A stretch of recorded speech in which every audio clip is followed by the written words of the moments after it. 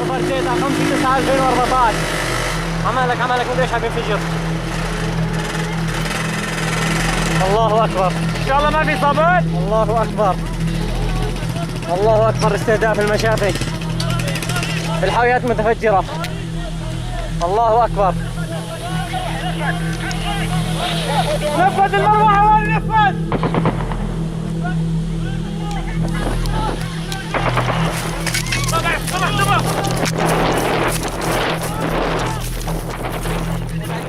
In the Hama countryside, there have been 9 documented airstrikes on Kafr Zita's specialised surgical and maternity hospital. Medical staff tried to protect the facility by operating out of the hospital's reinforced basement and publicly announcing out of service. In fact, it continued to operate secretly, providing essential healthcare to patients living under constant threat of attack. But the attacks kept coming, until finally, the hospital was completely destroyed.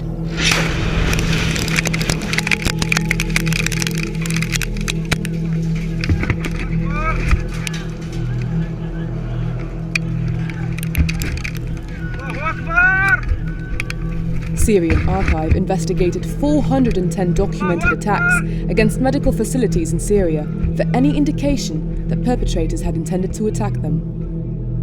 Along with repeated attacks, like the 9 against Kafr Zita Specialty Hospital, we've mapped and counted all documentation of attacks on medical facilities that existed before the conflict began, that were remotely located away from other buildings, that were directly hit, that were hit by double taps or multiple targeted strikes, that happened in a clustered pattern and that were reported to the United Nations as part of the so-called deconfliction mechanism, a policy with the initial goal of protecting civilians. ريف حما الشمالي مدينة كفر زيتة، استهداف الطيران الحربي الروسي لمشفى كفر زيتة.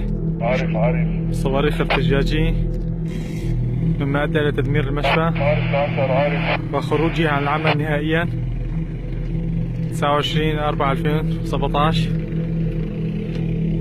مدخل إسعاف. Of the attacks where we could verify 90% can be linked to Russian or Syrian forces. In every intentional attack, civilians were harmed, either injured or killed, or forced to flee, or left without crucial healthcare services. This pattern of intentional attacks, one we found over 10 years and across the country, shows a strategy not only of military significance, but also one of deliberate harm.